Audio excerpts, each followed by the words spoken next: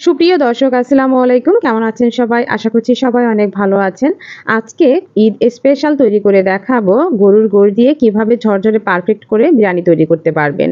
সামনেই কুরবানি, আর এই কুরবানিতে তো সবার ঘরেই গরুর গোশত থাকে, তাই গরুর গোশত দিয়ে কি করে ঝরঝরে এবং পারফেক্ট ভাবে আপনারা বিরিয়ানি তৈরি করতে পারবেন পুরো টিপস সহ আজকে শেয়ার করব।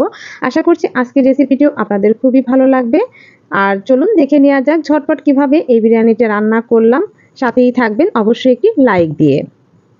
গরুর বিরিয়ানি রান্না করার জন্য প্রথমে আমি এখানে নিয়েছি গরুর গোশত। এখানে আমার 2 কেজি পরিমাণের গোশত নেওয়া আছে, আর এই গোশতটা ভালো করে ধুয়ে আমি ছোট ছোট করে কেটে নিয়েছি। প্রথমেই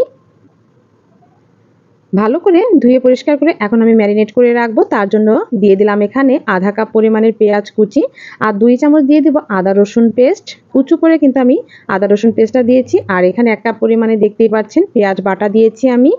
আর দিয়ে দিলাম 2 চামচ পরিমাণের বাদাম বাটা, কাজু বাদাম, কাঠবাদাম, পেস্তা বাদাম, যে বাদামই হোক এটা একটু পেস্ট করে দিবেন। আর দিয়ে দিচ্ছি পেঁয়াজ বেরেস্তা, দিয়ে দেবো গোটা মশলা, গোলমরিচ, লং, আস্ত জিরা, আপনার এখানে আছে তেজপাতা, দারুচিনি, এলাচ, সকল ধরনের গোটা মশলাটা দিয়ে দিলাম এর মধ্যে। এখন এর মধ্যে দিয়ে দেব পরিমাণ মতো লবণ। লবণ দিয়ে দেওয়ার পরে 1 কাপ পরিমাণের এখানে টক দইটা দিয়ে দেবো। আর টক দইটা কিন্তু এটা আমার ঘরে বানানো। আপনারা যে কোনো লিকুইড দুধের মধ্যে যদি ভিনেগার বা লেবুর রস দিয়ে দিন তাহলে টক দইটা তৈরি হয়ে যাবে। এখানে দিয়ে দিলাম আমি 1 প্যাকেট পরিমাণের বিরিয়ানির মশলা। রাঁধুনি বিরিয়ানি মশলাটা আমি আজকে ব্যবহার করেছি, আপনারা যে কোনো ব্র্যান্ডেরই ব্যবহার করতে পারেন। পরিমাণ মতো তেল দিয়ে এখন হাত দিয়ে ভালো করে মাখিয়ে নিচ্ছি আমি। আর এই গরুর গোশতটা কিন্তু এইভাবে যদি আপনি ম্যারিনেট করে রাখেন তাহলে খেতে বেশি ভালো লাগে, রেজালাটা অনেক টেস্টি হয়। তাই আমি হাত দিয়ে ভালো করে কষলিয়ে ম্যারিনেট করে রেখে দেবো 1 ঘন্টার জন্য। দেখুন ম্যারিনেট করা আমার কমপ্লিট। এখন আমি এটা ঢাকনা দিয়ে রেখে দিলাম।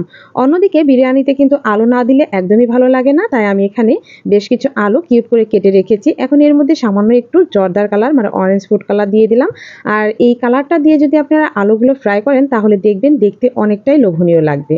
তাই আমি ভালো করে একটু ফুড কালার দিয়ে মাখিয়ে রাখলাম। এখন অন্যদিকে চুলায় একটি কড়াই বসিয়ে তাতে পরিমাণ মতো তেল দিয়ে দিলাম। আর তেল দিয়ে কিন্তু আমি প্রথমেই যে আলুগুলো মাখিয়ে রেখেছিলাম সেগুলো ফ্রাই করে নেব।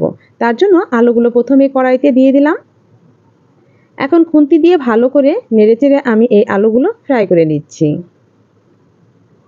এই যে দেখুন কালারটা অনেকটাই চেঞ্জ হয়ে এসেছে। আর আলু কিন্তু পুরোপুরি ভেজে ফেলা যাবে না, হালকা ভেজে নিলেই হয়ে যাবে। এখন সবগুলো আলু তেল থেকে আমি তুলে নিচ্ছি। আলুগুলো তুলে নিয়ে যে তেল থাকবে তার মধ্যে আমি দিয়ে দিচ্ছি সেই ম্যারিনেট করে রাখা মাংস, যে মাংসটা আমি ম্যারিনেট করে রেখেছিলাম। এখন বাকি রান্নাটা কমপ্লিট করে নেব। মাংসটা দিয়ে ভালো করে একটু নেড়েচেড়ে আমি মিশিয়ে দেব প্রথমেই। আর মিডিয়াম হিটে চুলার আঁচটি রাখবেন, অবশ্যই হাই হিটে রাখবেন না, তাহলে দ্রুতই কিন্তু পানিটা শুকিয়ে যাবে আর এই মাংসটাও ভালো মতো সিদ্ধ হতে পারবে না। তাই মিডিয়াম হিটে পুরো রান্নাটা কমপ্লিট করার চেষ্টা করবেন। এখন ঢাকনা দিয়ে ঢেকে দিলাম। 5 মিনিট রান্না করার পরে দেখুন বেশ কিছু পানি উঠে এসেছে। আর আমরা জানি যে এতে ব্যবহার করেছি দই, তারপর পেঁয়াজ, এতে কিন্তু অনেকটা পরিমাণে পানি উঠে আসে। যে মিডিয়াম টু লো হিটে রেখে রেখে আমি মাংসটা রান্না করে নিলাম। প্রায় সিদ্ধ হয়ে এসেছে। এখন দিয়ে দিব ভেজে রাখা আলু। আলুটা দিয়েও ভালো করে একটু নেড়েচেড়ে নিচ্ছি। দিয়ে দিব গোটা কিছু কাঁচামরিচ। আস্ত কাঁচামরিচ দিয়ে দিলে এর ফ্লেভারটাই অন্যরকম আসে, তাই আস্ত কাঁচামরিচ দিলে কিন্তু খুবই ভালো লাগে, আপনারাও দেওয়ার চেষ্টা করবেন। রান্নাটা কিন্তু হয়ে এসেছে আমার। এখন আমি চুলার আঁচটা বন্ধ করে রেখে দেব। অন্যদিকে এখানে আমি 1 কেজি পরিমাণের পোলাওর চাল নিয়েছি, চিনি গুঁড়ার চাউল। এটা আমি ভালো করে হাত দিয়ে এখন কষলিয়ে ধুয়ে নেব। আর চালের পরিমাণটা কিন্তু আপনারা গোশের পরিমাণের অর্ধেক দেওয়ার চেষ্টা করবেন। যেমন গোশ যদি আপনি 2 কেজি নিন তাহলে এখানে চালের পরিমাণটা 1 কেজি দেবেন। এতে করে গোশের পরিমাণটা বেশি থাকবে, আর গোশের পরিমাণটা বেশি থাকলে বিরিয়ানিটাও খেতে টেস্ট লাগবে। পাত্রে পরিমাণ মতো তেল দিয়ে চাল দিয়ে দিলাম প্রথমেই, আর চালটা দিয়ে ভালো করে নেড়েচেড়ে আমি এখন সুন্দর করে ভেজে নেব। আর চুলার আঁচটি মিডিয়াম টু লো হিটে রেখে এই কাজটা করে নেবেন। দেখুন চাল কিন্তু আমার ভাজা হয়ে গিয়েছে, দেখেই বোঝা যাচ্ছে একদম ঝরঝরে হয়ে গিয়েছে। এখন এর মধ্যে দিয়ে দিব যে মাংসটা আমি রেজালা করে রেখেছিলাম, পুরো মাংসটা দিয়ে ভালো করে চালের সাথে নেড়েচেড়ে মিশিয়ে নেব। ভালো করে নেড়েচেড়ে এই মাংস এবং চালগুলো ভেজে নিচ্ছি। যেহেতু গরুর গোশত দিয়ে আজকে বিরিয়ানিটা করছি, তাই চাল এবং মাংস একসাথে দিয়ে এভাবে কষিয়ে নিলে খেতে বেশ ভালো লাগে। ভালো করে নেড়েচেড়ে আমি নিলাম। এখন দেখুন পরিমাণ মতো পানি দিয়ে দেব। 1 কেজি চালের জন্য 2 কেজি পরিমাণে পানি দিতে হবে, কিন্তু আমি এখানে একটু কম দেব, যেহেতু বিরিয়ানি রান্না করব, তবে আবার ঝরঝরে হতে হবে। সেক্ষেত্রে দেখা গেছে 1 কেজি চালের জন্য 2 কেজি পানি না দিয়ে আপনি 250 গ্রাম পানি কম দিবেন। এতে কিন্তু বিরিয়ানিটা অনেক ঝরঝরে হবে, খেতেও অনেক ভালো লাগবে। তাই বিরিয়ানির সময় আপনি 1 কাপ পানি কম দেওয়ার চেষ্টা করবেন।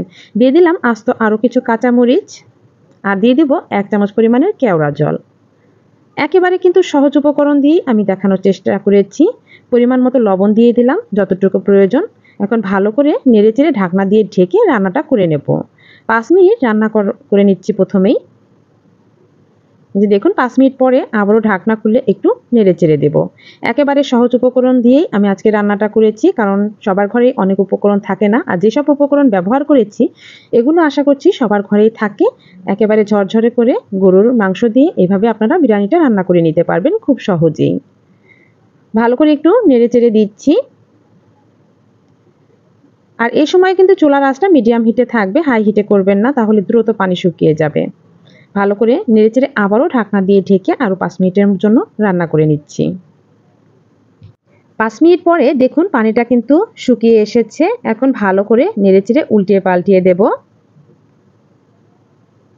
আলতো করে আমি উল্টিয়ে পাল্টিয়ে দিয়েছি, আর দেখেই বোঝা যাচ্ছে কিন্তু কতটা ঝরঝরে আছে এবং পানিটা কতটা পারফেক্ট হয়েছে। আরও ফুটে গেলে বোঝা যাবে আরও ঝরঝরা হয়ে যাবে। তাই আমি আলতো করে ভালো করে নেড়েচেড়ে উল্টিয়ে পাল্টিয়ে দিচ্ছি। উল্টিয়ে পাল্টিয়ে উপরের সাইডটা সমান করে আমি আবারও দমে রেখে দেব 5 থেকে 7 মিনিটের জন্য। 5 থেকে 7 মিনিট পরে আবারও একটু নেড়েচেড়ে দিলাম। দেখুন একেবারে ঝরঝরে হয়ে গিয়েছে এবং চালগুলো পুরোপুরি সিদ্ধ হয়ে গিয়েছে। এখন উপর দিয়ে কিছু পেঁয়াজ বেরেস্তা দিয়ে দিচ্ছি, এটা দেখার সৌন্দর্যের জন্য, এবং দেখতেও কিন্তু খুবই লোভনীয় হয়েছে বিরিয়ানিটা।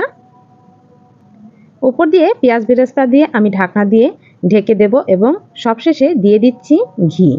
এখানে আমি 2 চামচ পরিমাণে ঘি দিয়ে দিয়েছিলাম। এখন সার্ভ করে নিচ্ছি।